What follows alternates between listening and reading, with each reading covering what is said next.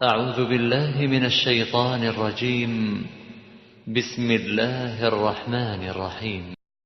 السلام عليكم ورحمة الله وبركاته.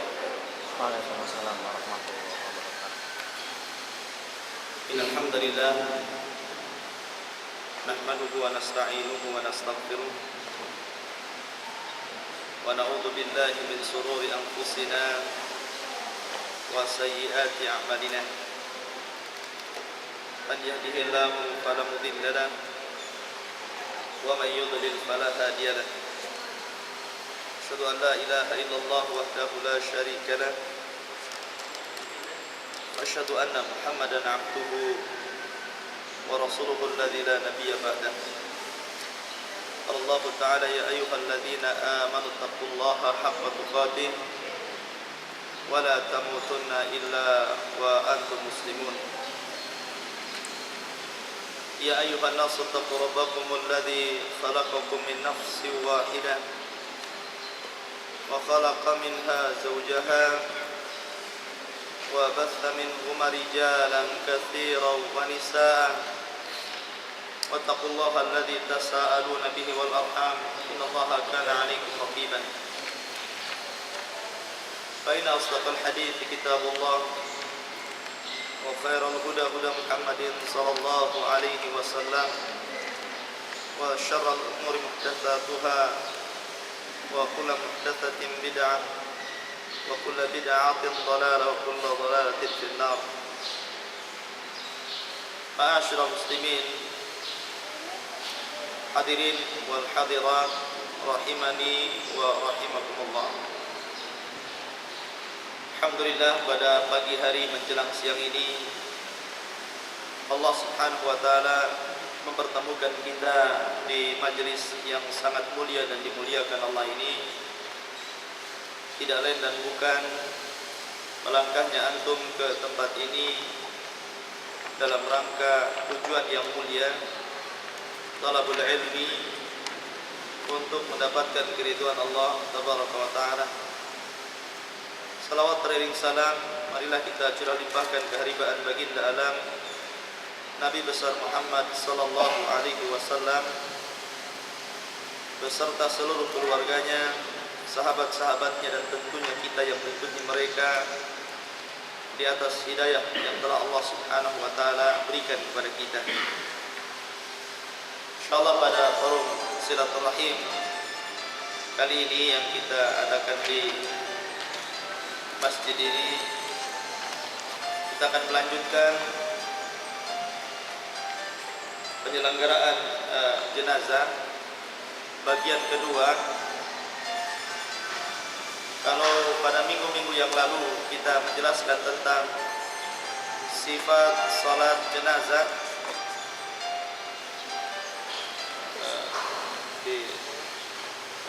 ambil aja dulu,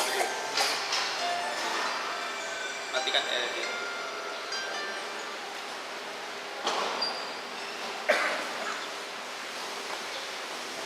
Insyaallah pada pagi hari ini kita akan kembali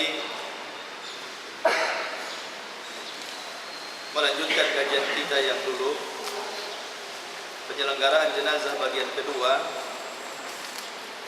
di mana kita akan memfokuskan kepada dua pembahasan. Yang pertama, cara memandikan mayat, dan yang kedua, cara mengkafaninya. Sebab kalau menguburkan kita perlu praktek di luar dan waktu yang singkat tidak memungkinkan. Bisa dilihat makalahnya pada halaman kedua, hal-hal yang disunahkan bagi si mayat apabila dia telah meninggal dunia. Yang pertama, menutup kedua matanya, karena Rasulullah sallallahu alaihi wasallam menutup kedua mata Abu Salamah radhiyallahu anhu, dan ini berdasarkan hadis, innar ruha idza qubida tabi'ahul basar fala taqulu illa khairan fa innal malaikata yu'minuna ala ma taqulun. Sesungguhnya ruh apabila telah dicabut akan diikuti oleh pandangan matanya. Maka janganlah kalian berkata kecuali dengan perkataan yang baik, karena malaikat akan mengaminkan dari apa yang kalian ucapkan. Hadis dikeluarkan Imam Muslim. Jadi yang pertama ditutup matanya, karena ruh dicabut itu dari kepala. Ya, jadi ruh itu dicabut dari kepala ke atas. Sehingga ketika ruh itu tercabut, maka matanya akan terbelalak. Setiap orang yang meninggal seperti itu. Oleh karena itulah maka disunahkan untuk menutup kedua matanya, diginikan, ya, biar tertutup. Yang kedua, menutup seluruh tubuhnya setelah dilepaskan dari pakaian yang semula. Hal ini supaya tidak terbuka auratnya, berdasarkan pernyataan Aisyah radhiyallahu anha, anna Rasulullah sallallahu alaihi wasallam hina tuwfiya sujjiya bi burdin habratin. Dahulu ketika Rasulullah sallallahu alaihi wasallam meninggal dunia, maka tubuhnya ditutupi dengan burdah habirah, yaitu pakaian yang berupa selimut akan tetapi memiliki garis. Jadi ditutup auratnya. Jadi habis orang ini meninggal, langsung ditutup dari kaki sampai ke kepala, tertutup. Kalau toh memang nanti ada yang hendak melihat mukanya, tinggal dibuka. Dan disunahkan untuk dicium kalau memang dia ada hubungan kerabat dan mahram dengan si mayat. Umpamanya istrinya meninggal, suaminya meninggal, ayahandanya meninggal, anaknya meninggal, disunahkan untuk menciumnya di keningnya, sebagaimana Abu Bakar Siddiq radhiyallahu anhu menciumnya. Kemudian yang ketiga, bergegas untuk mengurus jenazah. Jangan dibiarkan jenazah terlalu lama, karena ini akan menyakitkan bagi si jenazah kalau dia seorang yang saleh. Nabi sallallahu alaihi wasallam bersabda, "Asri'u bil janazati fa in taku salihatan fa khairun tuqaddimunaha wa in yaku siwa dzalika fa syarrun tadaunahu an riqabikum." Segerakanlah urusan jenazah, karena jenazah itu jika orang baik berarti kamu menyegerakan kebaikan bagi dia. Jika jenazah itu orang jahat berarti kamu meletakkan keburukan di pundakmu. Dan Nabi sallallahu alaihi wasallam mengatakan, la yanbaghi li jifati muslimin an tuhbasa baina dhahrain ahlihi. Tidak pantas bagi mayat seorang muslim untuk ditahan di antara keluarganya. Jadi kalau seandainya sudah meninggal, cepat. Kalau memang dia belum dimandikan, cepat dimandikan, cepat dikafani, cepat dikuburkan. Kecuali kalau ada hal-hal yang memang menahan mayat itu, seperti umpamanya mayat ini dibunuh, ingin tahu sebab pembunuhannya, ya, kemudian akhirnya divisum oleh tim forensik biar tahu apa penyebabnya, diracun, tembak atau dia apa, maka sebagian para ulama membolehkan walaupun sudah dikubur, ya, dan diperbolehkan menggali seorang muslim yang dikubur kalau tujuannya untuk ini, karena ini darurah, untuk sebuah darurah. Tetapi kalau bukan itu, maka tidak diperbolehkan, apalagi kalau menggali kuburan hanya untuk membangun sebuah pasar ataupun mall, ya dan billah. Kemudian yang keempat, disegerakan melunasi hutang-hutangnya. Ini tanggung jawab siapa? Walinya. Walinya harus menanggung semua hutang orang yang meninggal. Kalau dia bapaknya, anaknya, ya.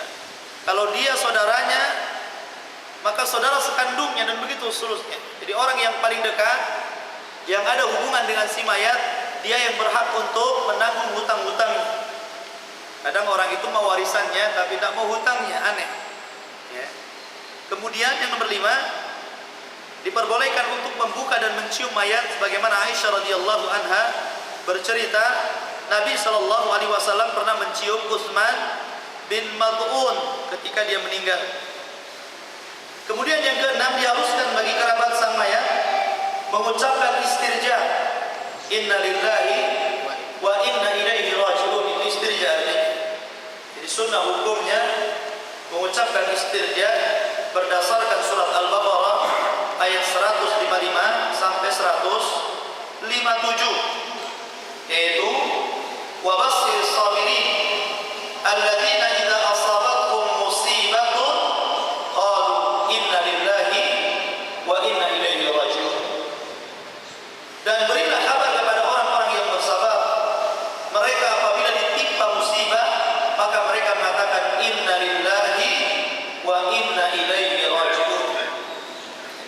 disunahkan mengucapkan kalimat ini ketika ada orang yang meninggal. Kemudian yang nomor 7, dianjurkan bagi anak-anak si mayat dan keluarga serta kerabat-kerabatnya untuk mendoakan si mayat. Kesalahan di masyarakat ketika ada salah satu keluarga meninggal, bukannya berdoa, sebagian mereka menangis, niyahah, berguling-guling di lantai, mencakar-cakar rambut, merobek-robek pakaian. Ini dilarang dalam Islam dan ini termasuk adat istiadat jahiliyah. Yang betul adalah keluarga semuanya, istrinya, kalau meninggal suaminya atau kerabatnya atau orang tuanya atau siapa yang dekat dengan si mayat, minta kepada Allah Azza wa Jalla, kalau dia seorang muslim, ampunan kepadanya. Kemudian hal-hal yang dilarang. Pertama, meratap. Tidak boleh menangis berlebih-lebihan. Menangis boleh, akan tetapi tidak berlebih-lebihan. Nabi SAW pernah menangis ketika meninggal anak putranya Ibrahim. Menangis dia berhari-hari. Akan tetapi menangis secara tabiat karena kehilangan orang yang dicintainya. Tapi menangis secara berlebih-lebihan seperti yang dilakukan kaum Hawa, ibu-ibu, biasanya kalau meninggal suaminya, meninggal orang tuanya, seolah-olah apa? Tidak terima dengan takdir Allah Azza wa Jalla. Sehingga di antara mereka berguling-guling, mencakar-cakar rambut sampai berhari-hari, kemudian mereka lusuh, malas beribadah dan begitu seterusnya. Maka niyah tidak diperbolehkan. Nabi SAW bersabda, "An-naihatu idza lam tatub qabla mautiha tuqam yaum al-qiyamati wa 'alayha sirbanun min qatirani wa dir'un min jarbin." Wanita-wanita yang meratap, jika tidak bertobat sebelum meninggal, maka pada hari kiamat akan diberdirikan di hadapan para makhluk dengan memakai pakaian dari ter dan pakaian dari kunis. Maksudnya pakaian dari ter ini pakaian besi yang sangat panas, pakaian neraka. Ya, ancaman bagi wanita-wanita atau siapa saja yang melakukan niyahah. Kemudian yang kedua, mengacak-acak rambut, berteriak-teriak, memukul wajah, merobek-robek pakaian dan yang lainnya. Dilarang dalam Islam, tidak boleh. Nabi SAW bersabda, "Laisa minna man daraba al-khudud wa syaqqa al-juyub wa da'wa bid'wal jahiliyah." Bukan termasuk golongan kami, kata Rasul, orang yang memukul-mukul pipi, orang yang merobek-robek saku, dan orang yang berteriak-teriak seperti teriakan jahiliyah. Lihat wanita-wanita, biasanya mereka berteriak-teriak sambil menangis, berteriak-teriak, guling sana, guling sini. Belum mati orangnya, kadang-kadang belum meninggal, ya, baru dihabarkan meninggal, itu sudah berteriak-teriak luar biasa. Ma'asyiral muslimin rahimani wa rahimakumullah. Maka ini ada jahiliyah yang harus ditinggalkan. Kemudian yang ketiga yang berikutnya, laki-laki memperpanjang jenggot beberapa hari, sengaja tidak dicukur jenggotnya karena merasa sedih, istilahnya berkabung karena kematian orang yang ditinggalkan. Akan tapi setelah hilang kesedihannya, dicukur lagi jenggotnya. Maka ini tradisi jahiliyah seperti itu. Kemudian yang berikutnya, mengumumkan kematian lewat menara-menara. Sebagaimana Nabi SAW melarang, yanha anin na'i, Nabi melarang mengumumkan kematian secara jahiliyah. Contohnya apa? Seperti orang yang mengumumkan, berteriak-teriak di pintu-pintu, di pasar-pasar, di mimbar-mimbar, atau di zaman sekarang seperti memasang iklan di surat kabar, majalah-majalah, di televisi, radio, dan begitu seterusnya. Bahkan sebagiannya melakukan untuk berbangga dan pamer, untuk riya. Ini tidak boleh. Ya, sekarang kan banyak orang yang kalau meninggal dipampang di majalah, telah meninggal, telah berpulang ke rahmatullah, telah berpulang ke tempat peristirahatan yang terakhir. Ini kalimat ini bukan salah, itu beliau. Ya, masa orang mati suruh beristirahat? Orang mati bukan beristirahat, orang mati itu mempertanggungjawabkan semua perbuatannya di dunia. Bagaimana kemudian ada salah satu televisi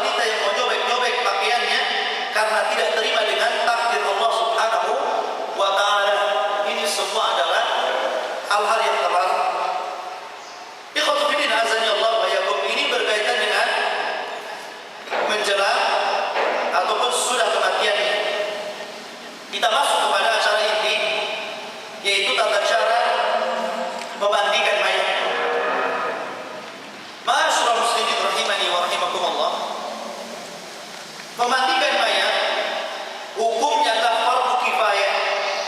Jadi kalau ada orang yang sudah memandikannya, tidak perlu dimandikan lagi. Ya, umpamanya anaknya baru datang dari Jakarta, dari Bandung, dari Medan, bapaknya yang meninggal sudah dimandikan, tidak terima anaknya, saya yang mandikan, dimandikan lagi, tidak perlu. Kenapa? Karena memandikan itu hukumnya fardu kifayah. Kalau sudah dimandikan, tidak layak dimandikan lagi, karena sudah gugur kewajibannya. Nabi Shallallahu Alaihi Wasallam tentang hal ini pernah berkata kepada orang yang terjatuh dan terlempar dari untanya, kata Nabi, "Iksiluhu bima'in wa sidrin wa kaffinuhu fi thawbayni." Mandikanlah dia dengan air dan daun bidara, dan kafanilah dia dengan dua helai kain. Hadis ini oleh sebagian para ulama dijadikan dalil tentang hukumnya fardu kifayah memandikan mayat, di mana ketika orang sudah dimandikan tidak perlu dimandikan lagi. Kemudian hal-hal yang berkaitan dengan hukum memandikan mayat. Orang yang paling berhak memandikan mayat siapa? Pertama, orang yang diberikan wasiat. Jadi umpamanya saya berwasiat sebelum saya meninggal, tolong nanti kalau saya meninggal yang berhak memandikan saya fulan dan fulan dan fulan, disebutkan satu-satu. Kemudian ketika dia meninggal, yang paling berhak adalah siapa? Orang yang mendapatkan wasiat itu. Yang kedua, suami kepada istri dan sebaliknya. Jadi suami kepada istri atau istri kepada suami, mereka orang yang paling berhak memandikan si mayat. Karena Aisyah radhiyallahu anha pernah mengatakan, jadi Aisyah radhiyallahu anha pernah mengatakan bahwa Nabi sallallahu alaihi wasallam pernah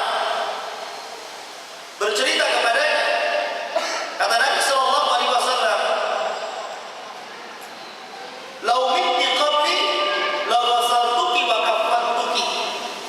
Seandainya engkau mati sebelumku, kata Nabi sallallahu alaihi wasallam kepada Aisyah, pasti aku akan memandikan dirimu dan mengkafani dirimu. Akan tetapi apa? Yang duluan meninggal siapa? Rasul. Makanya Rasul tidak bisa mengkafani Aisyah radhiyallahu anha. Tapi Rasul berwasiat, kalau seandainya kamu meninggal duluan, kata Nabi, saya yang berhak, suaminya yang berhak, maksud saya akan berhak memandikan kamu dan mengkafani dirimu. Tetapi Nabi meninggal dunia sebelum Aisyah radhiyallahu anha. Kemudian yang ketiga, orang yang paling dekat dengan si mayat. Kalau tidak ada yang diwasiati dan ia bukan suami istri, maka orang yang paling dekat siapa? Kerabatnya, adik-adiknya, ponakan-ponakannya. Kemudian catatan, bagi seorang laki-laki ataupun wanita boleh memandikan anak yang di bawah umur 7 tahun, baik laki-laki ataupun perempuan. Dan ini berdasarkan pendapat Imam Ibnul Munzir rahimahullahu taala, sebagaimana dijelaskan dalam Mulakhas Fiqh. Telah sepakat para ulama yang kami pegang pendapatnya bahwa seorang wanita boleh memandikan anak kecil laki-laki karena tidak ada aurat ketika hidupnya, maka demikian pula setelah kematiannya. Jadi tidak apa-apa, anak orang lain tidak apa-apa kalau belum balik. Kenapa? Karena wanita ataupun laki-laki yang belum balik, auratnya belum dianggap. Oleh karena auratnya belum dianggap semasa hidupnya, maka ketika dia mati pun tidak dianggap auratnya. Maka siapa saja boleh memandikannya, baik laki-laki mandikan anak laki-laki atau seorang laki-laki mandikan anak wanita, yang jelas dia belum balik. Walaupun tentu yang paling berhak ya orang tuanya. Tapi kalau tidak ada yang dimandikan kecuali orang lain, maka tidak masalah. Kemudian juga catatan yang kedua, seorang muslim tidak boleh memandikan dan menguburkan orang kafir. Orang kafir tidak boleh dimandikan, dan orang kafir tidak boleh dikuburkan di pekuburan orang Islam, kecuali kalau tidak ada yang mengurus. Kalau nggak ada yang ngurus, nggak apa-apa, langsung kuburkan. Tapi di mana? Di kuburan orang kafir. Jangan dikuburkan. Kalau tidak ada, pisahkan, jangan dicampurkan.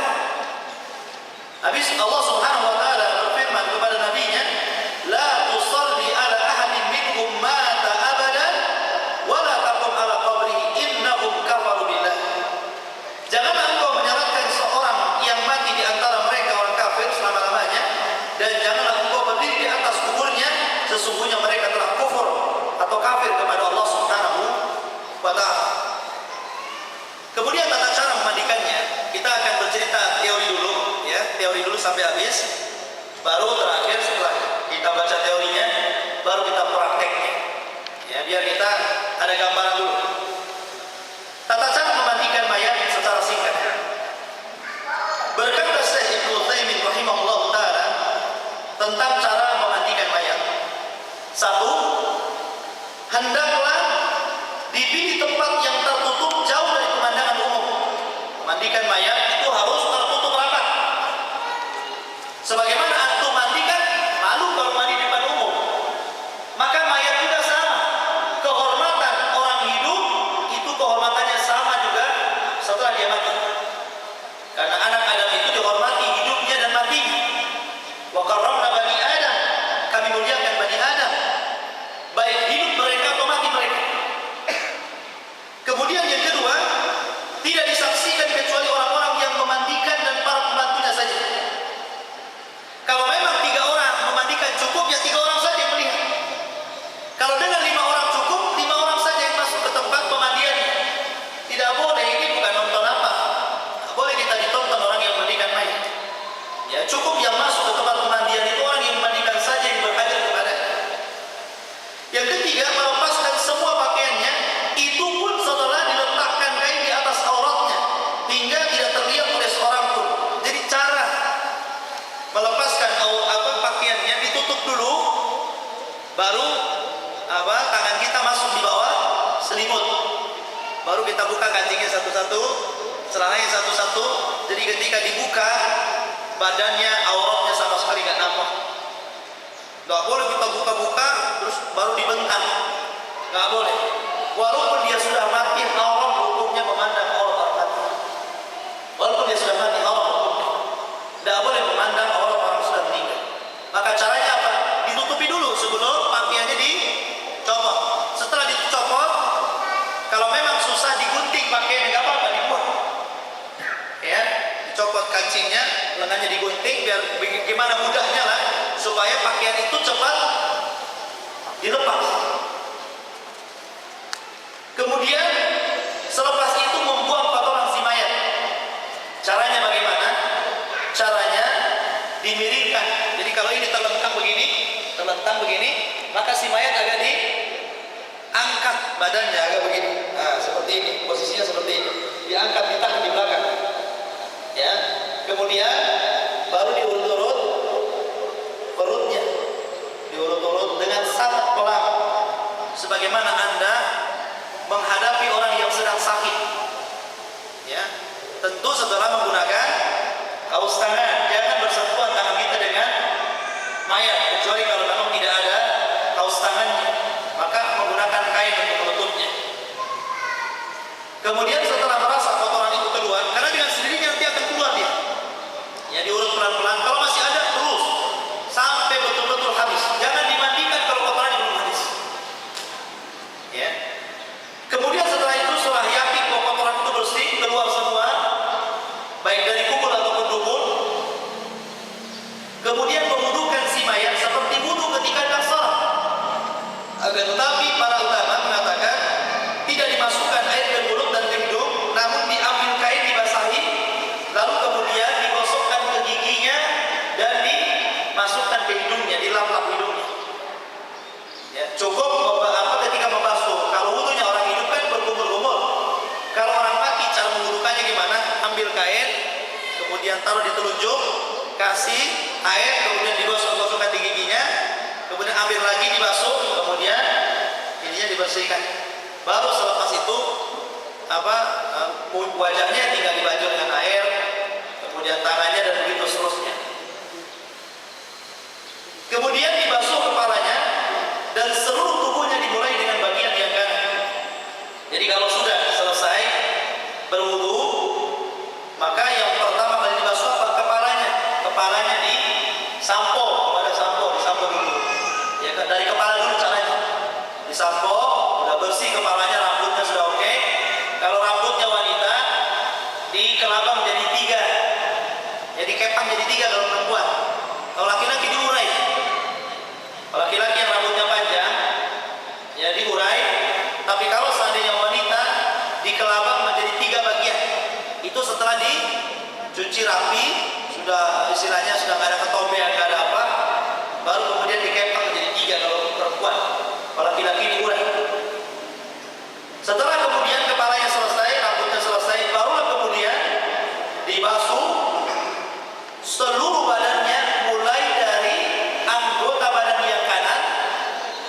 kemudian yang kiri.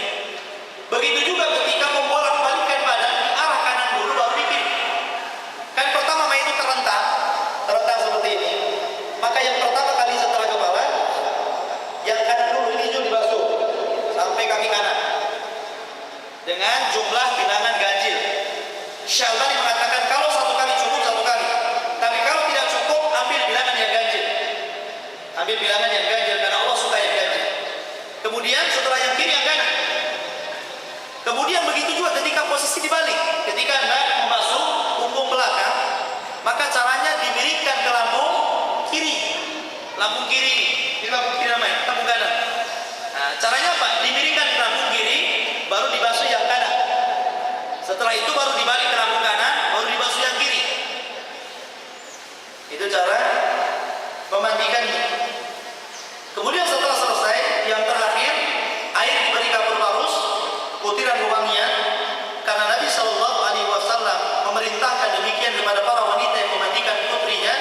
Beliau bersabda, ambillah kapur pada kali yang terakhir atau sesuatu dari kapur, kemudian dikeringkan dan diletakkan di atas kain kafan.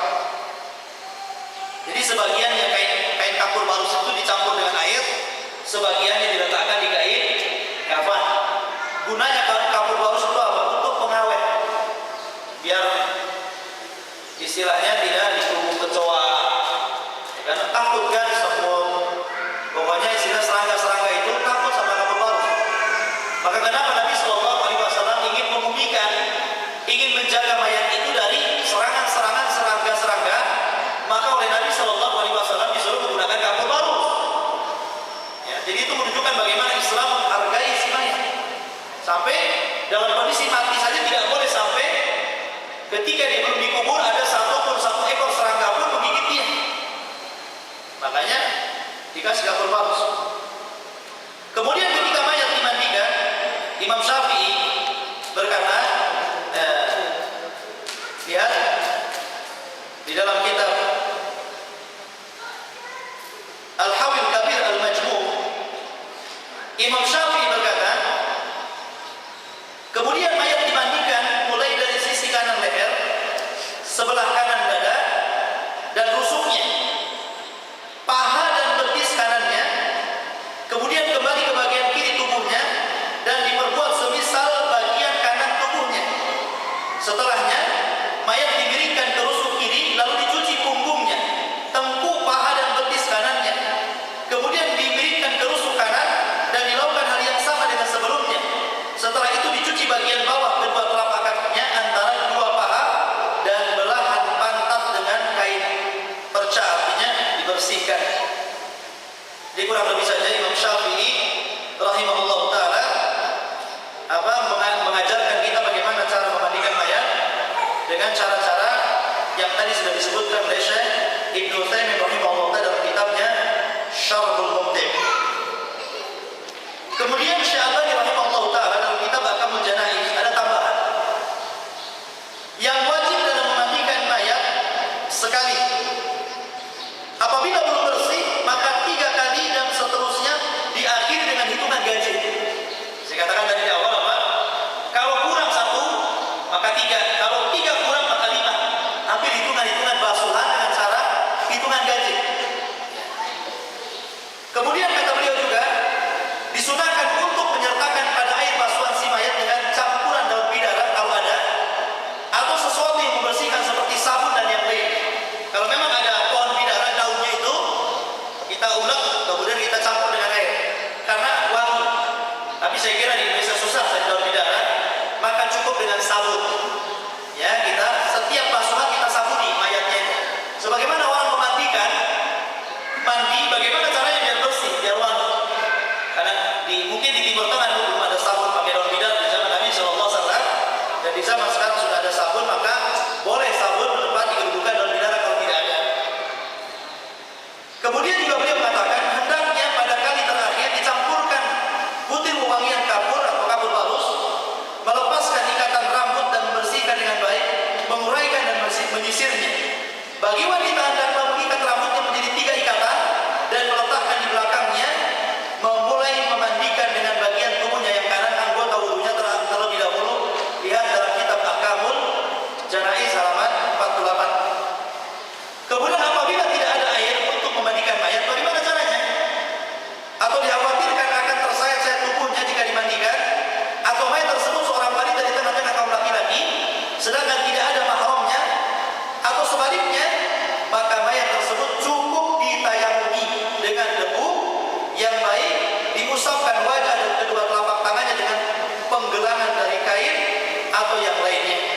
Jadi kalau mau tidak ada air, di tayamumi, cukup tayamum saja.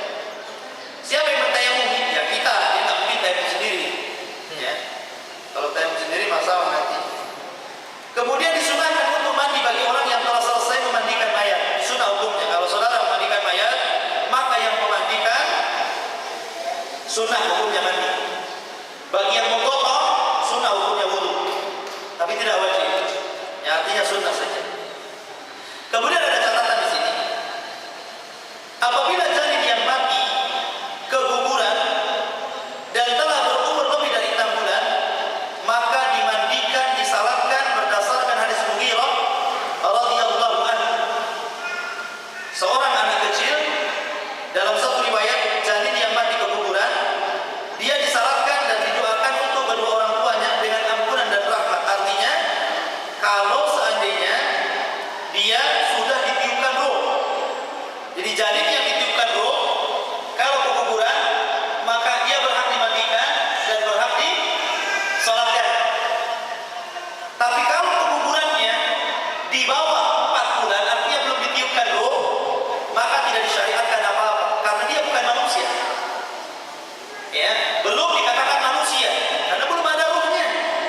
Jadi kalau kuburan di bawah 4 bulan, maka langsung dikuburkan, itu bukan manusia, karena belum ditiupkan roh. Kemudian catatan yang kedua, seorang yang mati syahid terbunuh di medan perang tidak boleh dimandikan, meskipun dia dalam keadaan junub, bahkan langsung dikuburkan dengan pakaian yang menempel padanya. Dan ini ikhwan, ini berlaku pada syahid yang mati di medan perang, karena orang yang membela hartanya juga syahid. Kalau dia mati, orang yang berjalan menuju ke sini dalam rangka thalabul ilmi kemudian mati di tengah jalan juga syahid. Tapi syahid yang dimaksud artinya di sini dalam hadis Nabi Shallallahu Alaihi Wasallam bahwa dia tidak usah dimandikan, tidak usah langsung dikuburkan tanpa dimandikan dan tanpa dikafani. Kafannya ya pakaiannya itu. Maksudnya adalah syahid-syahid yang mati di medan peperangan. Adapun syahid-syahid yang tidak mati di medan peperangan tetap dimandikan, dikafani, disolatkan sebagaimana umumnya manusia. Ini diantara cara memandikan. Jadi secara singkat, cara memandikan apa tadi? Yang pertama, dia cari tempat yang sepi, dan yang boleh masuk hanyalah orang-orang yang memandikan saja. Kemudian setelah mayat terlentang, sebelum dibuka pakaiannya, tutup dulu auratnya dengan selimut. Ya. Kemudian baru dibuka pakaiannya. Setelah itu, barulah kemudian si mayat diuruk perutnya supaya keluar kotorannya, kemudian dibersihkan dengan air secukupnya sampai bersih. Setelah itu baru kemudian diwudukan, akan tetapi khusus membasuh mulut dan hidung cukup dielap-elap dengan kain lap, selebihnya baru dibasuh. Selepas itu baru mencuci kepalanya sebersih mungkin, diuraikan, disisir. Kemudian setelah itu kalau bagi wanita, setelah dibersihkan dari ketombe dan lain sebagainya, dikepak menjadi 3, tapi laki-laki dibiarkan. Setelah itu baru dimandikan. Dari arah mana? Dari arah kanan dulu saat terlentang. Setelah selesai disabuni, ya, kemudian setelah wangi bersih, baru dari arah kiri sampai bersih, baru kemudian dimiringkan ke rusuk kiri, baru dimandikan yang belakang kanannya, kemudian dimiringkan ke rusuk kanan, baru dimiringkan, dibasuh dari rusuk kirinya, gonta-ganti. Selepas itu mencuci kedua telapak kaki terakhir, ya, kedua kakinya, dan selesai namanya 3 lama, campurkan air dengan kapur bagus, baru kemudian dibasuhkan kepada seluruh badannya, ya. Nah setelah itu baru dikeringkan, baru diangkat ke kain kafan.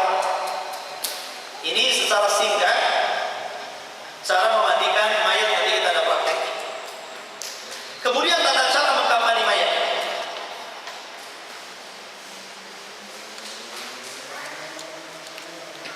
Berkata Syaikhani dalam kitabnya Ahkamul Janaiz halaman ke-58, yang wajib dari kain kafan adalah menutup seluruh tubuhnya. Berdasarkan hadis Jabir, "Idza kaffana ahadukum akhahu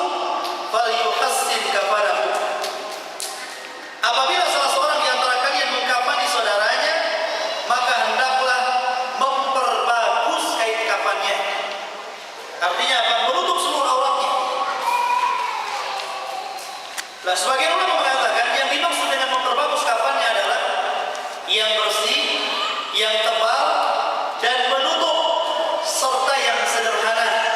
Yang dimaksudkan bukanlah yang mewah, yang mahal, dan yang indah. Bahkan dilarang, tidak boleh membeli kain kafan yang mahal. Tidak boleh. Beli kain kafan yang sederhana, tebal, kemudian menutup aurat dan bersih. Itu maksudnya memperbagus kain kafan. Dan ini ikhwatul fillah hikmahnya, bahwa ternyata kekayaan yang kita miliki tidak sampai masuk liang kubur. Harta dalam urusan kain kafan saja, orang kaya sama dengan orang miskin kain kafan. Orang kaya dengan orang miskin kain kafannya sama. Bukan karena dia orang kaya pesannya kain kafan sutra, orang miskin kain katun. Nah, semuanya sama. Ya, tidak ada perbedaan dalam mengkafani baik dia si kaya atau si miskin. Karena perlakuan kepada orang mati semuanya sama dalam Islam. Tidak ada perbedaan. Kemudian hal yang berkaitan dengan hukum kafan. Biaya kain kafan diambil dari harta si mayat. Dan itu sebelum diwariskan hartanya. Jadi kalau hari ini ada orang meninggal, ambil dulu kekayaan warisannya sebelum dibagikan. Pertama, belikan kebutuhan si mayat. Setelah terbeli kebutuhan si mayat dari kain kafan dan macam-macam sampai dia dikuburkan, yang kedua bayar hutang-hutangnya.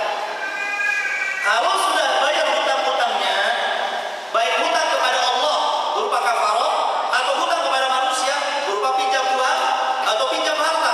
Kalau sudah lunas semuanya, tidak ada kafarah, kemudian tidak ada hutang kepada manusia, barulah harta itu dibagikan kepada ahli warisnya. Kalau ada sisa, kalau tidak ada sisa, ya sudah. Kalau ada hutang, tekor, ahli warisnya yang mewarisi hutang-hutang. Kalau tidak juga dibayar oleh anaknya, hutang bapaknya, maka anaknya durhaka kepada orang tuanya sampai hari kiamat. Harus dibayar, berapapun dia besar. Walaupun jumlahnya ratusan juta umpamanya, sementara dia hanya kuli bangunan dan cukup, ya umpamanya, tetap dia harus berusaha untuk membayar. Akan tapi kalau sudah tidak sanggup, la yukallifullahu nafsan illa wus'aha.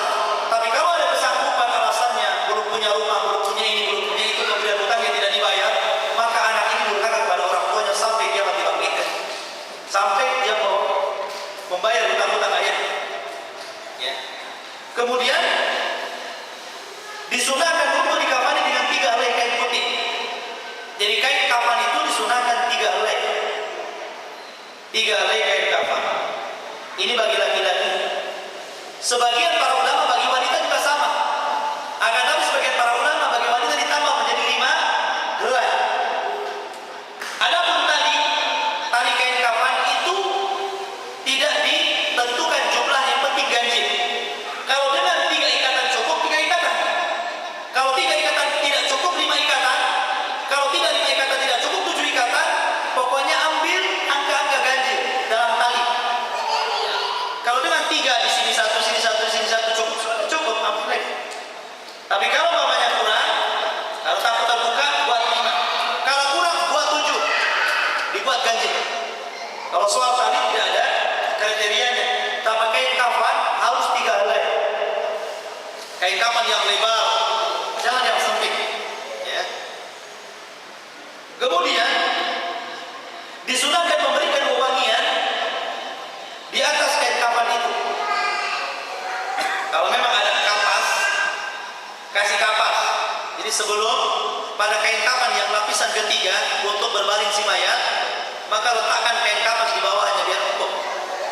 Ya, yang kain kapas ini sudah dikasih wewangian, tapi kalau tidak ada tidak mengapa, dikasih wewangian saja. Kemudian letakkan mayat di atasnya. Kemudian apabila ada beberapa mayat, sedangkan kain kafannya kurang, maka untuk siapa kain kafan ini? Kain kafan ini diberikan kepada orang yang paling banyak hafalan Quran. Kalau ada 10 mayat, tidak ada kain kafan kecuali 2, maka siapa di antara 10 orang ini yang paling banyak hafalan Qurannya? Dia yang dikafan.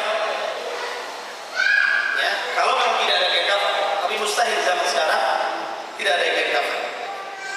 Kemudian kafan seorang wanita sama dengan laki-laki. Dikatakan dalam Ahkamul Janaiz, Syekh Ibnu Utsaimin rahimahullah taala,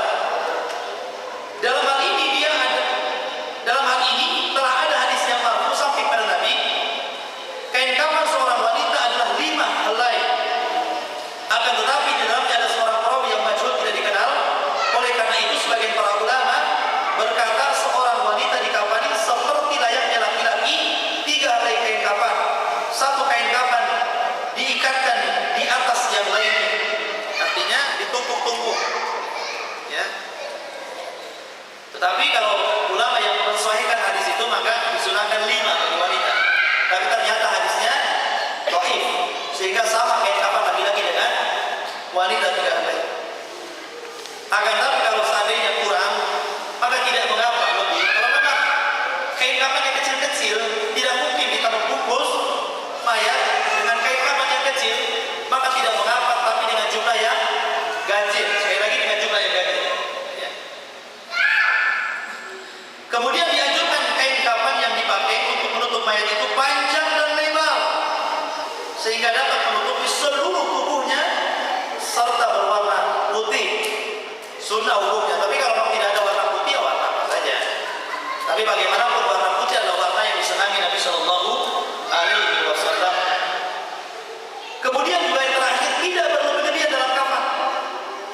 Tidak boleh kain kafan yang mahal-mahal, karena itu mubazir.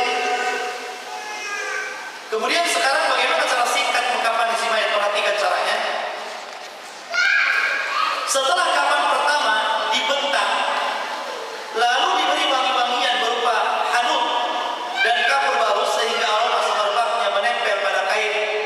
Begitu juga kain kafan kedua dan ketiga. Artinya apa? Kain kafan dibentangkan yang pertama, kasih wangi-wangian, kasih minyak kapur balus. Ya. Kemudian bentang lagi kain kafan yang kedua, kasih wangi-wangian, kasih kapur balus. Bentangkan lagi kain yang ketiga, kasih wangi-wangian, kasih kapur balus yang sudah diremukkan. Ya. Kalau sudah wangi, baru kemudian dikasih kapas di atasnya, baru mayat itu taruh di situ. Setelah mayat diangkat dalam keadaan tertutup kain dan diletakkan di atas kain kafan yang paling atas dari 3 helai kain kafan yang tersusun dalam kondisi terlentang, di mana kain kafan yang tersisa pada bagian kepalanya lebih panjang daripada kafan yang bagian kakinya. Jadi yang dilebihkan ke kepala lebih panjang daripada yang dilebihkan ke kaki. Kenapa? Karena kain kafan ini nanti akan ditekuk ke wajahnya, ditekuk begitu. Ya, jadi lebihnya itu kalau panjang ditekuk, tapi kalau tidak panjang cukup diikat sini saja, diikat sininya, jadi pocong istilahnya ya. Tapi kalau panjang, umpamanya ada 1/2 meter, maka ditekukkan kemudian diikat. Begitu juga yang kaki ditekukkan. Ya. Kemudian disiapkan kapas yang diberi hanut, kapas halus yang dimasukkan di antara 2 belahan pantat si mayat dengan cara yang lembut untuk menahan keluarnya sesuatu dari buburnya yang beraroma yang tidak sedap. Jadi ini selangkakannya itu dikasih kain kafan, dimasukkan untuk mengganjal, dikhawatirkan masih ada sisa-sisa kotoran yang keluar, yang khawatir nanti membuat aroma yang tidak sedap. Kemudian diambil lagi kain kapas yang diberi hanut dan kapur balus, lalu diletakkan di atas mulut si mayat, 2 lubangnya, 2 matanya, 2 telinganya, anggota-anggota sujudnya, dahi, hidung, telapak tangan, 2 lutut, 2 telapak kaki dan seluruh lubang yang ada di anggota tubuhnya, termasuk lukanya yang berlubang bila ada luka, untuk mencegah keluarnya cairan-cairan dari badan si mayat. Ya, tetapi ini sunnah. Yang penting kalaupun ada kapas yang tidak banyak, maka di bagian tekukan badan seperti sini, ya, bagian tekukan mana, nah itu dikasih. Ya, begini kan, di sini kasih kapas, baru taruh sini tangannya. Ini kain kapas baru tekuk sini, kasih kain kapas. Ya, kalau memang tidak terlalu banyak. Tapi kalau banyak, maka di sela-selanya di kapas lebih baik. Kemudian rambut dan janggut si mayat diberikan kapur balus pula. Ya, kalau memang dia janggutnya tebal bagi laki-laki. Kemudian bagian kain kafan yang tersisa di sisi kanan kafan terlebih dahulu ditekuk baru sisi kiri. Jadi ini kalau kain kafan terbentang seperti ini di sisi kanannya, maka yang ditekuk dari sebelah sini dulu. Kanan dulu, baru kiri. Kanan, kiri, kanan, kiri. Nah, begitu caranya. Ya. Jadi sebelah kanan dulu, baru kiri dulu. Kemudian kain kafan yang tersisa di bagian ujung mayat, maksudnya di kepala, di sini kalau masih ada tersisa, lalu ditekuk ke bagian atas wajahnya, dikewajahkan begitu. Ya. Wajah si mayat agar kain kafan bagian wajah tidak tersingkap karena tiupan angin misalnya. Sedangkan kain kafan yang tersisa pada bagian kaki ditekuk ke bagian atas kedua kaki si mayat dan bisa diikat Bila dikhawatirkan kain kafan terbuka, terbongkar, namun bila hendak dimasukkan ke ukuran ikatan tersebut, dilonggarkan atau dibuka. Dilonggarkan saja. Ya, dilonggarkan biar tidak terlalu seret bagi si mayit. Memang dia orang udah mati. Ya, akan tetapi kita tetap masih menghargai dia. Bagaimanapun orang mati itu tetap dihormati. Makanya para ulama mengatakan bahwa melukai orang mati sama ketika dia melukai semasa hidup. Kalau Anda menyayat satu tubuh dari tubuh orang mati, maka sama Anda telah menyayat semasa hidupnya. Makanya haram hukumnya memutilasi mayat yang sudah meninggal, kecuali untuk perkara-perkara tadi, membuka kejahatan. Ini matinya kenapa? Maka sebagian para ulama membolehkan. Dan dalam kondisi darurat tidak bisa diketahui sebab kematiannya kecuali dengan cara seperti ini. Karena orang yang diracun itu kan harus dilihat. Ya, kalau memang dia kena racun atau tidak kena racun, setelah adanya penelitian dan harus dibongkar badannya, maka sebagian para ulama bolehkan. Tapi kalau untuk main-main, atau untuk ilmu kedokteran sekalipun para ulama tidak bolehkan. Ya, untuk kedokteran latihan kedokteran, para ulama tetap tidak memperbolehkan. Kalau memang itu sebuah darurat, cari bangkainya orang kafir, jangan bangkainya orang Islam, jangan mayatnya orang Islam.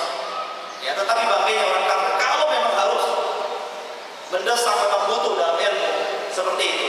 Akan tapi kalau tidak mendesak, maka tidak perlu.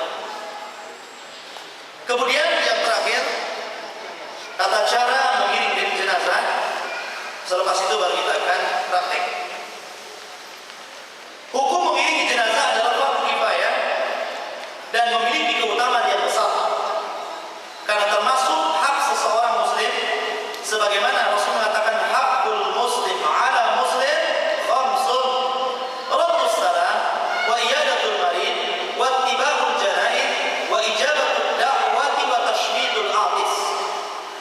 Kewajiban seorang muslim terhadap muslim yang lainnya 5: menjawab salam, menjenguk orang sakit, mengiringi jenazah, menghadiri undangannya, dan mendoakan orang yang bersih.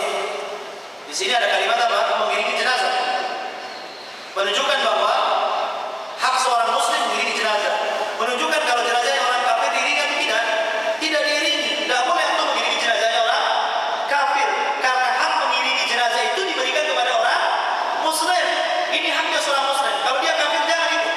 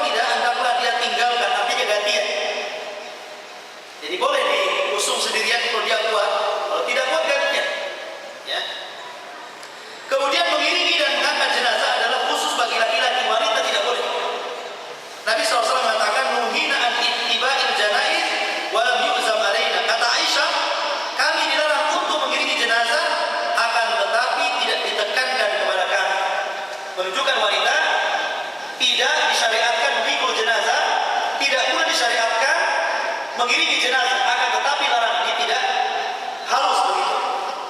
Kalau memang ada sesuatu keperluan sehingga dia harus mengiringi jenazah, yang tidak masalah. Akan tetapi jaga adab-adab keluar rumah, dari menjaga aurat, tidak bisa niyahah. Kenapa wanita tidak boleh mengikuti jenazah? Karena takut dia menangis di kuburan. Ya, dia niyahah di kuburan. Dia akan berteriak-teriak seperti teriakan jahiliyah di kuburan. Maka Nabi melarang. Tidak boleh mengikuti jenazah. Bahkan ziarah kubur sendiri bagi wanita itu tidak boleh sering-sering. Ya, boleh tapi tidak boleh sering-sering. Kalau sering-sering, maka Nabi SAW bersabda, "La'anallahu zawwaratul qubur." Allah melaknat wanita-wanita yang sering ziarah kubur. Jadi boleh tapi jangan bersering. Kemudian diperbolehkan berjalan di belakang jenazah atau di depannya. Boleh. Ya, keduanya diriwayatkan dari Nabi SAW, akan tetapi yang afdal berjalan di belakangnya. Tapi boleh juga di depannya. Kemudian yang terakhir, tidak diperbolehkan mengiringi jenazah dengan sesuatu yang menyelisih sunnah. Misalnya seperti mengeraskan suara ketika mengiringi jenazah dengan menangis, ya, dengan mengucapkan tarahum. Syekhul Islam berkata tidak dianjurkan untuk mengeraskan suara ketika mengiringi jenazah. Bahkan Rasul mengatakan ada 3 tempat yang kita harus diam. Salah satunya adalah ketika mengiringi jenazah, kita diam. Apalagi jangan ngobrol. Hendaklah orang yang mengiringi jenazah itu menyingkirkan bahwa dia nanti akan seperti ini di bawah. Ya. Kemudian tidak mengapa mengiringi jenazah dengan naik mobil atau kendaraan apabila letaknya jauh, walaupun yang lebih afdal diusung dengan tenaga kalau mendekat. Kemudian dianjurkan bagi orang yang mengiringi jenazah untuk khusyuk menghayati kematian dan memikirkan apa yang akan dialami oleh si mayat dan tidak membicarakan masalah dunia. Jangan ketika mengiringi jenazah bertemu kawan bisnisnya cerita usahanya. Ya, bagaimana usahanya? Lancar? Bisa saya ikut? Semacam. Jadi urusan dunia tanggalkan dulu di kuburan. Ini urusan kematian. Kemudian yang perlu antum ketahui, tidak duduk hingga jenazah diletakkan di tanah. Jangan duduk dulu sampai jenazah diletakkan di tanah baru duduk. Itu pun jangan duduk di kuburan. Tidak boleh kuburan diduduki. Ya, haram hukumnya. Kemudian disunahkan wudu bagi yang memikul keranda mayat. Rasulullah SAW bersabda, "Man ghassala mayyitan falyaghtasil wa man hamalahu falyatawadda." Barang siapa yang memandikan mayat, maka hendaklah dia mandi, dan barang siapa yang mengangkatnya, maka hendaklah dia berwudu. Ikhwatu fillah, azani Allah wa iyyakum. Baik, kita akan praktek. Coba diambilkan mejanya, taruh sini. 2 orang taruh sini. Kalau ada. Kemudian untuk kain kafan ada berapa jumlahnya? Akhir 13. 13 berarti bisa, kalau 3 helai berapa kelompok? 4. Bisa dibuat 4 kelompok. Oke. Antum buat 4 kelompok. Ya, silakan bagikan 3-3 siapa ketuanya. Ya, bagikan 4 kelompok, 4 kelompok. Namun sebelumnya saya akan praktekkan dulu, baru nanti antum praktek. Baru nanti saya akan lihat bagaimana caranya untuk mengkafani mayat. Talinya sudah dibuat? Talinya belum. Oh, antum sobek aja dari itu. Dibuat banyak kali. Iya. Satu untuk tali aja disobek-sobek. Dipakai tangan aja, kan bisa disobek. Ke perutnya diurut-urut sampai lembut sekali. Kemudian sudah selesai, baru dibanjur kotorannya dibersihkan. Terus sampai kotorannya habis. Ya, sudah kotorannya habis, sudah baringkan, sudah selesai. Baru kemudian yang pertama sudah selesai kotorannya dibersihkan, baru ya, ini nyuci kepala dulu. Ya, disampo dulu kepalanya. Disampo dulu kepalanya, disisir. Kalau bagi wanita juga demikian. Setelah bersih kepalanya, kemudian bagi wanita diikat menjadi 3 ikatan, dikepang, yang menjadi 3 kepangan. Kalau bagi laki-laki biarkan saja terurai. Jadi sudah selesai di sini rambut, ya, baru diwudukan. Caranya bagaimana? Ambil satu kain, dimasukkan ke air, kemudian digosok di giginya, kemudian di hidungnya, ya. Baru kemudian wajahnya dibanjur biasa, tangannya juga demikian, kanan kiri, ya, kemudian kepalanya, kupingnya, kemudian terakhir kakinya. Ini selesai wudu, ya. Baru kita akan membasuhi satu-satu, ya. Cara membasuhnya apa? Ambil ciduk, angkat seperti ini, begini, ya. Jadi tidak boleh mandi dibuka begini ya auratnya, tidak boleh. Tetap ketika membanjur, ciduk dibalik ini, dibalik kain ini untuk menutup auratnya bagian kanan dulu. Anggaplah ini yang kanan, terus ini antum kasih sabun biasa, udah kasih sabun, baru kemudian dibanjur lagi. Ini sudah selesai bagian kanan, lah yang kiri juga demikian. Ya. Kan ini bagian depan sudah selesai. Lah bagaimana bagian belakang? Bagian belakang dimiringkan ke rusuk yang kiri, ini kanannya miring. Nah, dimiringkan, baru dibasuh bagian punggungnya 3 kali. Setelah selesai, baru rusuk dimiringkan ke rusuk kanan, baru yang kirinya dibersihkan 3 kali. Atau kalau memang kurang, yang penting ganjil selesai, gak ada masalah. Lah selesai, baru antum sediakan air yang khusus, sediakan khusus. Jadi air ini sudah dicampur dengan kapur barus. Lah kapur ini basuhan terakhir inilah, ya. Kemudian dibasuh semuanya, sudah kira-kira semuanya kena kapur barus, sudah wangi, baru dikeringkan, baru kemudian diangkat ke kain kafan. Iya, sampai sini nggak ada yang bertanya. Silakan. Mumpung kita belum ke kafan, ya. Kalau adanya tadi kan bilang kalau ini kan dari dalam sini. Iya. Kok apa nanti nggak takut kebuka auratnya? Gimana kalau dari atas atau dari di atasnya kain kafan ini nyiram? Apanya? Apanya? Susah. Kalau kain dari sini itu nggak tembus airnya. Kalau kain kafan tidak tembus ini. Kalau kain kafan ini susah nembusnya. Ya, gimana? Air itu tidak akan tembus ke sini, ke badan langsung kan? Maka caranya nggak apa-apa kita pegang auratnya. Makanya kenapa kita disuruh pakai kaos tangan? Ya, disuruh kaos tangan. Jadi dibanjur kalau langsung dari sini airnya dia akan kena badannya. Tapi kalau di atas ininya dia tidak akan bersentuhan langsung sehingga kurang bersih. Ya. Tetapi kalau seandainya menutup aurat itu kan aurat laki-laki dari sini kan tutup saja. Berarti cukup tengah-tengah begini. Tadi itu maksudnya membuka baju, pakaian. Kain kan harus ditutup. Tapi kalau sudah memandikan aurat laki-laki dari lutut ke pusar saja. Nah, begini kan? Cuman segini. Nah, ini yang ditutup. Ini bagian aurat penting tidak boleh dilihat. Ya. Lebih mudah begini. Nanti ini yang sisanya auratnya dibanjur dari belakang. Ini tinggal diangkat aja seperti ini. Iya. Ustaz, ngurut itunya, ngurut kotorannya itu ada batasannya berapa kali gitu? Tidak ada. Sampai Itu yakin urut bersih. Kebiasaan.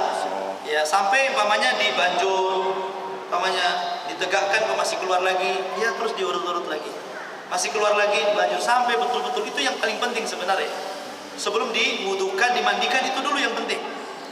Ya, bagian-bagian situ dulu karena itu nanti akan berpengaruh kepada takutnya sebagian para ulama. Kalau seandainya habis dimandikan kemudian keluar kotorannya, ada yang mengatakan harus dimandikan lagi, ada yang mengatakan cukup disumpal saja.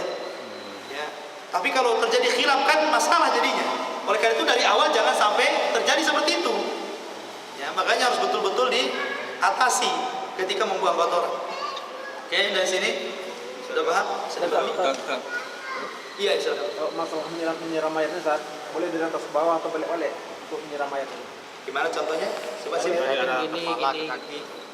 Ya kita mau menyiram tak? Saya lihat bagian orang dari atas ke bawah, di atas ke bawah. Boleh nak kita balik-balik siram? Oh, boleh, nggak ada masalah. Sebenarnya bukan masalah bolak-baliknya, hitungan ciduknya itu. Ya, anggap ini 1 siraman, ya kan? 2 siraman, 3 siraman, kurang lagi 4, 5, kurang lagi 6, 7. Pokoknya dibuat ganjil siramannya. Kalau masih kurang, dibuat ganjil-ganjil. Ya, begitu juga nanti dalam sholat juga demikian, soknya harus dibuat ganjil. Ya. Misalkan ada korban kecelakaan, ada ibu yang dikorban itu. Kalau bagian ini, kalau umpamanya anggaplah di sini terluka, dan tidak mungkin terkena air. Kalau terkena air kemana-mana kan, maka tidak usah dimandikan bagian-bagian yang terluka. Ya, apalagi tubuhnya hancur, tidak mungkin. Kalau tubuhnya hancur nggak bisa dimandikan, nggak usah dimandiin, langsung dikafani. Kalau hancur berantakan gitu, ketabrak gitu sampai penyet, tidak usah dimandikan, langsung dikafani. Tapi kalau masih bagian-bagian yang umpamanya hanya mungkin ini patah, terbelah begitu kan, ya karena di banyak darah, maka tutup bagian itunya, siram yang lainnya. Tapi kalau memang lukanya sedikit bisa dibersihkan, ya dibersihkan saja. Iya, silakan. Tadi Ustaz mengatakan bahwa kalau mau diusap itu didudukkan, Diangkat ya. itu diguyur dengan air bersih. Tapi kan buburnya kan nggak kena. Dimiringkan Pak. Jadi harus dimiringkan dulu kan? Itu kalau begini Pak, ada beberapa ini kalau kita lihat itu pakai besi ya. Lubang itu ada itu. Kalau papan seperti ini memang harus di ini. Tapi kalau saya lihat keranda-keranda tempat pencucian mayat itu agak lubang-lubang deh. Jadi dia bisa agak dibentangkan, dia bisa dicebokin. Dari Tapi kalau memang sifatnya kayak gini memang sulit, nggak bisa, tetap harus dimiringkan. Ya, tapi kalau saya lihat umumnya keranda itu biasanya ada lubang-lubangnya. Nah, jadi enak gitu dia, bisa dari bawah, bisa dari atas. Kalau yang seperti ini ya terpaksa dimiringkan. Iya. Asal tayamum. Ya. Kalau di tayamum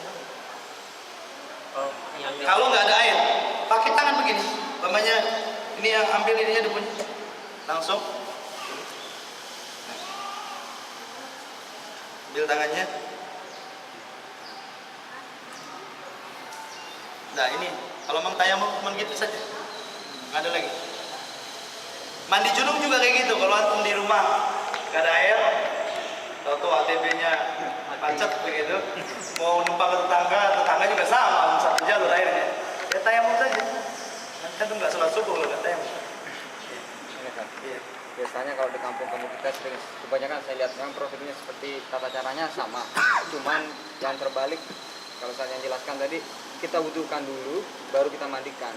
Kebanyakan yang di kampung dimandiin dulu bersih terakhir sebelum diangkat, sebelum dihandukin, baru diwudukin. Wudunya terakhir. Sebenarnya masalah mandi jenazah itu kurang lebih dengan mandi junub, ya, karena kita membersihkan hadas besar dari si mayat ini. Lah, praktek-praktek di dalam hadis, semua hadis, silakan Anda lihat di hadis Bukhari, Muslim atau hadis-hadis yang bercerita tentang masalah kaifiyah mandi janabah, semua praktiknya seperti ini. Wudu dulu, baru mandi. Gitu. Soal nanti keluar, ini kan kaifiyah saja. Namanya kaifiyah itu orang mati mau dikuburkan, bukan untuk sholat. Kan berbeda mati. Nah, kecuali hatta orang mandi janabah juga demikian. Umpamanya dia sudah wudu, kemudian di tengah-tengah dia istilahnya di tengah-tengah mandi dalam kondisi mandi atau dia kencing begitu, tapi kan masih mandi dalam prosesnya mandi janabah, ya, maka itu tidak membatalkan wudu dia. Kecuali kalau sudah mandi dia kencing, yang lain dibatal berarti. Ya. Tapi kalau dalam proses di tengah-tengah dia mandi, ya kemudian dia keluar kotoran dan yang lain sebagainya, memang proses mandi dikeluarkan kotorannya semua. Kalau sudah selesai, kemudian kok keluar lagi, makanya di sini khilaf di antara ulama. Ada yang mengatakan dimandikan lagi kalau dia keluar, ada yang mengatakan tidak karena akan mempersulit kalau dimandikan lagi, apalagi sudah dikafani, maka cukup disumpel saja. Wallahu a'lam. kalau seandainya mayatnya nggak sempurna, cacat, kalau disiram air, bagian tubuhnya mungkin ada yang rontok. Kalau ditayamum pun? Iya, kalau memang badannya hancur, umpamanya separohnya hancur berantakan gitu kan, ininya bagus, ininya hancur, nggak usah dimandikan. Karena akan mengerikan kalau dimandikan. Yang mandikan juga ngeri balik. Ya, nggak mau juga yang mandi. Ustaz, kalau kukunya panjang, kotor misalnya, terus kupingnya jarang dibersihin, gimana? Dibersihkan. Begitu. Kupingnya dipotong. Apanya? Dipotong. Dipotong. Dipotong, digunting sebelum dimandikan, dibersihin dulu ya, tadi kurang keterangannya. Jadi dibersihkan kotorannya, kukunya, biar rapi semuanya. Ya, kecuali rambut, biarkan saja rambut. Kalau kuku kotorannya dihilangkan. Kumis dirapiin. Apanya? Kumis, kalau kumis. Dicukur, mungkin dicukur, jangkau sedikit saja. Kumis atau ininya. Kalau ini biarkan saja. Kalau kuku memang banyak kotoran. Kalau rambut itu tidak usah. Ustaz, kalau seandainya dia pakai gigi palsu itu apakah Kalau giginya gigi emas, ambil. Karena itu warisan. kalau dia bukan gigi emas? Kalau gigi emas biarkan saja. Ya, tapi kalau seandainya istilahnya menghalangi pemandian, mandi saja karena itu kan bukan bagian dari tubuh. Gigi palsu kan bukan dari tubuh. Apalagi itu gigi emas ambil. Sebagian para ulama, kalau kalaupun sudah dipendam, sudah dikuburkan, kok ketinggalan gigi emasnya begitu? Lagi. Anaknya sebagian ulama bolehkan, karena itu harta warisan. Kan mahal gigi emas itu. Paling 5 gram lumayan. Kalau seandainya sudah dikuburkan baru teringat itu boleh lagi. Sebagian ulama bolehkan, kan itu hak dia, hak ahli waris itu maksudnya. Hak ahli waris hanya mengambil itu saja. Tapi kalau memang berpikir bahwa kehormatan orang mati, ya udah ikhlaskan saja kan gitu. Iya. Lagi Ustaz, anak pernah tengok kan habis kecelakaan gitu dari rumah sakit dia udah dibungkus sama plastik Ustaz. Jadi memang waktu mau dikafani jadi plastik dulu baru kafan, itu gimana Ustaz? Dari rumah sakit. Iya. Pihak rumah sakit yang Iya. membuat seperti itu. Iya. Maksudnya plastiknya dikafani. Iya, karena kan ada banyak darahnya dan sebagainya. Iya, nggak apa-apa. Tak Memang apa, harus ada seperti plastiknya dulu. Tak apa. Memang kalau memang dalam kondisi terpaksa tidak mungkin dikafani dengan darah yang bercucuran banyak, dengan sebisa mungkin caranya di plastik nggak ada masalah. Karena itu termasuk menahan kemungkinan membahayakan. Ya. Tapi kalau memang bisa tidak tanpa itu ya tanpa itu saja. Seperti sebagian para ulama mengatakan kalau memang menguburkan jenazah, kalau memang tidak harus pakai papan, nggak bisa, maka nggak usah pakai papan. Ada sebagian daerah-daerah itu yang memang rawa-rawa, baru sedikit aja udah banyak airnya. Maka oleh sebagian mereka dibuatkan peti, padahal peti itu kan tasyabuh dengan orang-orang Nasrani. Tapi kalau memang tidak bisa kecuali dengan begitu caranya, karena pada daerah rawa-rawa itu kalau di keduk tuh banyak airnya susah, dihilangkan tuh ada lagi airnya. Maka tidak mungkin kita masukkan mayat, susah. Oleh sebagian orang kampung, saya pernah lihat di daerah Sedayu itu terpaksa pakai peti, kemudian dipendamkan baru ditutup. Karena kalau dalam kondisi air naik, kemudian kita paksa dipendam begini, ditahan kemudian ini susah kondisinya.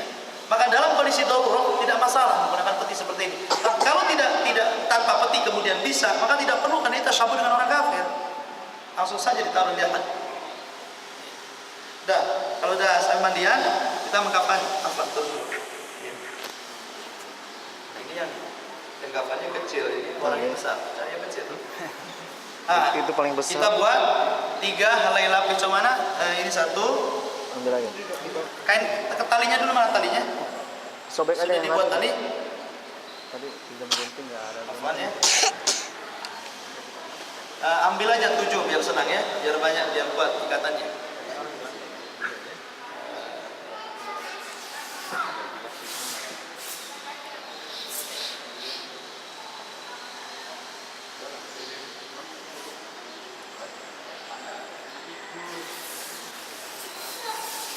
Iya. Ambil udah berapa itu? 3. Buat 5 atau 7 lah kita buat biar kuat. Iya. Ya ambil 7, taruh sini 1 kepala, dada, ya, dan perut sini. Ya 5. Bantu.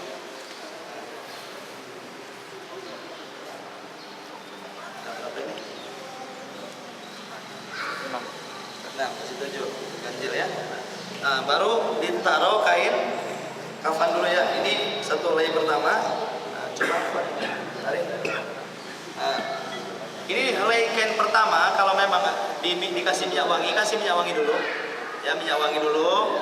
Kemudian dikasih kapur barus yang ditumbuk begini 1 ya. Kemudian setelah itu baru kasih kain yang di atasnya. Ya harus di meja atau boleh di Boleh lantai? di mana saja, di mau di bawah. Ini memudahkan saja, nanti kita prakteknya di bawah antum-antum ya. Nah, kemudian ini 1 sama juga dikasih minyak wangi, dikasih kapur barus yang ditumbuk. Nah, kemudian ini yang ketiga. Atau ada saja ya, kecil sini. Iya biar. Oh, ini sama. Ada ya kecil. Tes. Oh, janganlah ini terlalu kecil, terlalu kecil. Kecil. Terlalu kecil. Terus lah, selamat lah Mas, selamat. Nah, ini aja. Ini pas. Iya. Iya. Kacamatanya buka dulu. Mana sebelah kanan, mana ini kanan? Mana kanan? Kanan sini. Sini. Tangan gini ya, saya. Tangan gini. Jadi kalau ada kapas, ini kan kalau mulutnya masih nganga, ya ada sebagian mayat itu mulutnya nganga terus ya. Nanti dikasih kapas di sini, ditali dari sini, ditali pelan-pelan. Jadi biar mulutnya nggak terbuka. Biar nutup ya. Ada sebagian mayat itu yang mulutnya terbuka aja kan, dia harus tertutup. Maka caranya kalau ditutup kan masih terbuka, kasih kapas, kasih tali di sini, biar rapat mulutnya. Ya, kemudian dikasih kapas di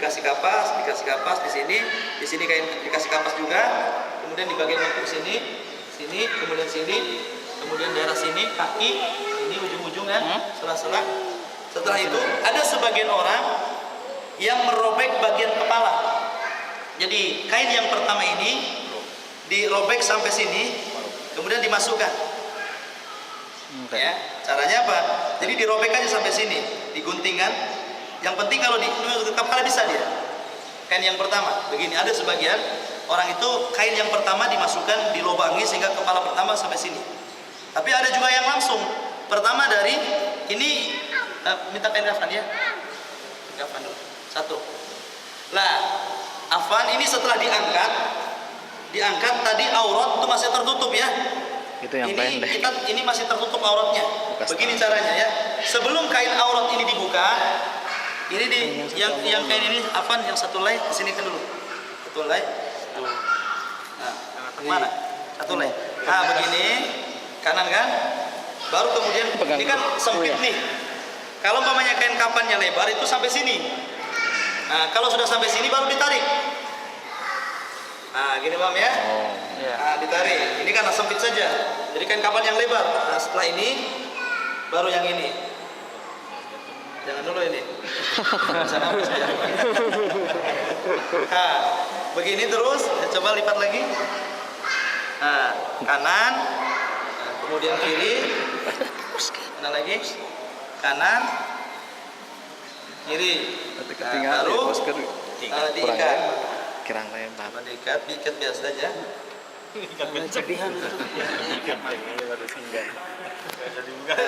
Lebihan. Dekat kehalang. Tadi. Ini udah paling jauh ini. Udah paling jauh. Nah, perlihatkan di sini. Di sini kalau pendek, kalau pendek di sini cukup dibuat pocong begini. Kalau pendek, ya. Tapi kalau panjang ada 1/2 meter, maka ditutupkan ke wajah. Ya, lipatannya ini ditutupkan ke wajahnya begini. Caranya agak mundur ya. Nggak perlu. Di gini aja, digulung-gulung begini, digulung, baru diikat. Di sini yang diikat, pas leher. Ya. Tapi kalau memang pendek, nggak perlu ini aja diikat. Kalau pendek kayak pocong jadinya. Ya begitu juga yang sana.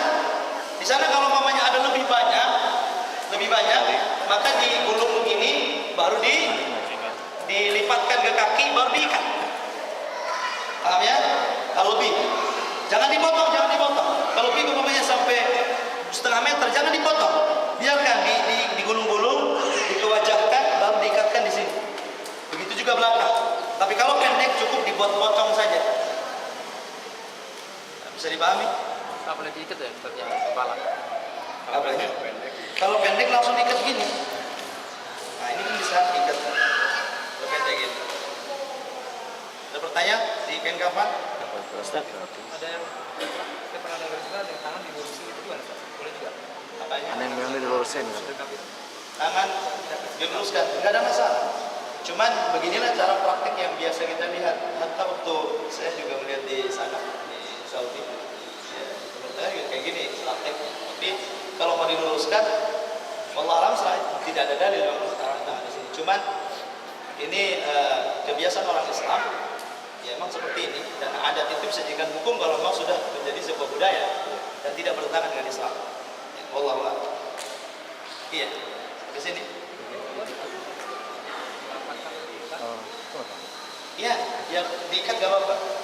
Dirapatkan kakinya biar nggak renggang. Diikat kakinya, diikat jempolnya. Tapi kalau memang dia kakinya tidak renggang, dengan diikat begini sudah cukup. Nah, nanti ketika dikuburkan baru dilepas ikatan-ikatannya, dilonggarkan. Ya bisa dilepas seperti ini.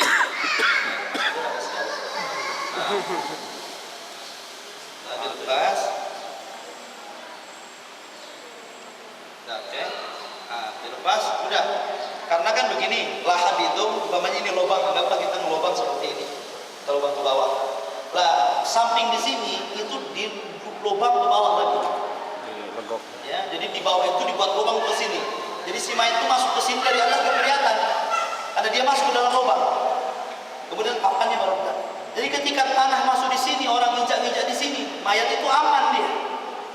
Namanya lahad. Lahad itu begitu artinya. Kalau syak itu menggali lubang, umpamanya ini gali lubang, baru di tengahnya digali lubang kecil lagi. Lurus. Lah, kata Nabi SAW, al-lahad lana wa syak li ghairina. Bahwa lahad itu budaya Islam, adapun syak bukan budaya Islam.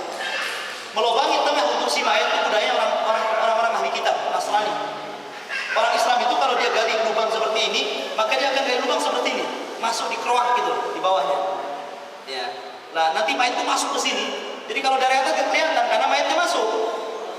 Ya, kan baru dikasih papan. Jadi ketika tanah masuk, antum injak-injak di atas itu, bukan injak-injak mayat, karena mayat sudah terlindungi di sini dengan tanah keras tadi. Namanya lahad di situ. Kalau tangannya runtuh terus gimana kan? Ditahan pakai papan, ya, ditahan aja dulu pakai papan sampai selesai. Soal nanti runtuh itu, ya, kalau nanti suatu ketika sudah dikuburkan kok nyesek lagi, timbun lagi. Posisi si mayat dia samping atau Mengarah kiblat. Semua kuburan kan begitu, diarahkan ke kiblat. Sudah ada tukang galinya, ngikut aja di kuburan itu. Dan mengarah ke kiblat piringnya. Semua yang ngarah ke kiblat. Tapi Ustaz, kalau di Batam ini dia modelnya kan kayak sak gitu kan. Jadi enggak, iya, kebanyakan sak gitu kan, tidak lahat kan kalau tukang gali makanya kubur. kita orang Sunda, kita buat lahat. Dan pembahasan ini masih ada satu pertemuan lagi. Cara menguburkannya belum kita ya. Ini baru cara memandikan dan mengkafani. Yang penting antum bisa. Cuma antum praktis ini. Ustaz, satu lagi, kalau itu yang mencium mayat itu apa sebelum dimandikan? Kadang-kadang kan udah udah dibungkus, terus kadang dibuka itunya baru dicium. Ya kalau memang tidak menjadikan si mayat mayat terakhir dia baru datang, tidak sempat mencium di awal, nggak ada masalah. Tapi jangan dibuka. Kan ini kan tidak terlalu rapat kan, tinggal begini saja dicium keningnya, kemudian ditutup lagi kan. Iya. Di sini oke? Iya. Itu nggak ada dalil. Cium dengan air mata, mungkin dia sedih, menetes, sudah ada masalah. Enggak ada. Allah. Iya sudah. Sudah selesai tugasnya. Ketika berapa ikatan tadi? 9 ya? 7.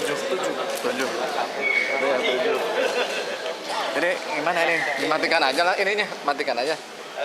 Matikan aja. Tapi orang yang berani. Antum harus bedakan orang yang tahu dengan orang berani. Kalau dulu saya di desa itu sama gitu. Orang yang tahu tidak berani, orang yang berani tidak tahu. Sehingga asal-asalan dan seolah-olah orang yang berani itu sudah menjadi kebiasaan kalau ada orang mati manggil dia. Sehingga saya pernah menyaksikan sendiri, saya berdakwah di salah satu pulau, dan waktu itu saya ikut serta memandikan. Karena saya pendatang, saya hanya membantu saja. Tapi Masya Allah, kasihan si mayat itu, dia dimandikan seperti mencuci piring. Gosok sana sih. Yang perlu digosokkan tadi ada adabnya. Dia orang mati sama dengan orang hidup. Bagaimana Anda memposisikan orang mati ini orang yang sedang sakit, orang yang masih hidup dan orang yang sedang sakit. Posisikan orang mati itu seperti itu. Ya, bagaimana kalau dia hidup? Kalau kepada kita dengan cara dimasukkan airnya asal-asalan sampai masuk ke mana-mana, ke lubang mana-mana, maka itu juga kesalahan. Oleh karena itulah maka walaupun disifatnya fardu kifayah, akan tetapi qad fidin azali Allah perlu ada ilmunya.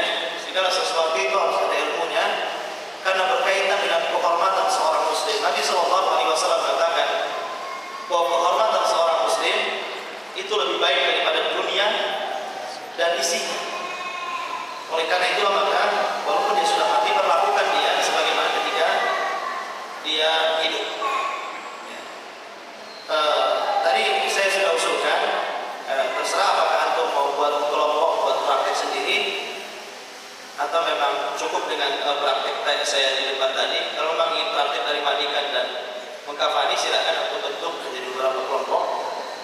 Ya, nanti bagaimana caranya, Anda bisa lihat gimana mau dibentuk. Praktek aja. Ada waktu setengah 11, kasih coba waktu. Coba Anda buat beberapa kelompok. Bagaimana cara memandikan dan bagaimana cara mengkafani. Ya. Ya. Silakan untuk kelompok sana. Mana siapa orang matinya? Di sini siapa orang mati? Ayo bagi 4 aja langsung. Bagi 4 grup. Jangan orang tua yang suruh jadi mayatnya ya. Tapi anak muda sudah. Mas Abdul deh itu. Bikin kelompok. Ya udah, bagi aja. Ayo dibagi Ayo bagi, Pak. kalinya lah. Kayaknya kan sudah matikan aja. Ya, alhamdulillah. Alhamdulillah kita sudah melakukan praktek yang sedikit banyak mungkin untuk ada gambaran, tinggal praktek aslinya saja. Kenapa kita mempelajari seperti ini, Pak? Pertama, karena setiap keluarga kita pasti akan ada yang meninggal, entah orang tua kita, saudara kita, entah istri kita, entah kita sendiri. Nanti saya harapkan juga untuk pulang ke rumah ajarkan istri-istri Anda bagaimana cara memandikan, bagaimana cara mengkafani. Karena pun sebaik-baiknya memandikan adalah orang yang bisa menjaga rahasianya. Jadi orang yang paling baik memandikan itu orang yang bisa menjaga rahasia aibnya. Dan orang yang paling bisa menjaga rahasia aibnya adalah seorang istri kepada suaminya dan suami kepada istrinya. Sebab kalau orang lain yang asal-asalan dipanggil, kemudian ada aib dalam tubuhnya, tak berupa penyakit dan yang lainnya, ya mungkin dia sudah tobat banyak tahunnya umpamanya, sudah tobat kan, orang nggak tahu pindah ke kampung orang, sering ke masjid, ternyata pas meninggal yang meninggal orang lain, pas dibuka atau semua, nah, diceritakan sama orang itu mantan bajingan kan masalah nanti. Ya. Maka kenapa menjadi orang-orang yang memandikan itu harus orang yang bisa menjaga aib si mayat? Kenapa kemudian diambil yang paling dekat, yang terdekat, yang sangat dekat dengan si mayat? Makanya kenapa juga orang yang diwasiatkan untuk mandikan, karena si mayat tahu bahwa kalau orang ini mandikan, dia lebih bisa menjaga rahasianya, maka disunahkan berwasiat. Sebagaimana Rasulullah SAW berwasiat kepada Aisyah, kalau engkau meninggal duluan, aku yang sendiri yang akan memandikan dan mengkafani dirimu. Tapi Rasul lebih meninggal duluan daripada Aisyah radhiyallahu anha. Jadi ini bukan untuk keluarga kita. Ini namun ini baru bagian kedua. Insyaallah kita nanti buat malam lagi bagian ketiga. Cara mengumpulkan banyak praktek-praktek ibadah yang harus kita praktekkan itu, seperti sholat khauf, sholat perang. Kita kan tidak tahu bagaimana sholat perang. Ya, Imam Bukhari menyebutkan sampai 10 kaifiyah lebih, 10 cara lebih sholat khauf, sholat takut itu. Dan sholat takut itu bukan hanya sekedar digunakan saat perang saja, pokoknya dalam kondisi takut, dalam kondisi bencana alam, tsunami, gempa dan yang lainnya. Itu kadang-kadang diperlukan sholat-sholat seperti ini. Kalau kita tidak tahu tata caranya, bisa-bisa kita meninggalkan sholat. Dan kalau meninggalkan sholat, berarti kita telah meninggalkan kewajiban dan termasuk dosa besar. Maka insya Allah ke depannya setiap kita adakan forum silaturahim seperti ini, kita akan membuat praktik-praktik yang jarang dipraktikkan di masyarakat. Mudah-mudahan ilmu yang sedikit ini bermanfaat untuk seluruh azan Allah. Sudah jam 11, maka saya tutup kajiannya. Subhanallah wa bihamdika, asyhadu an la ilaha illa anta, astaghfiruka wa atubu ilaik. Kalau ada kesalahannya datang dari saya pribadi dan dari syaitan, kalau kebenaran datang dari Allah dan merupakan hidayah bagi kita. Assalamualaikum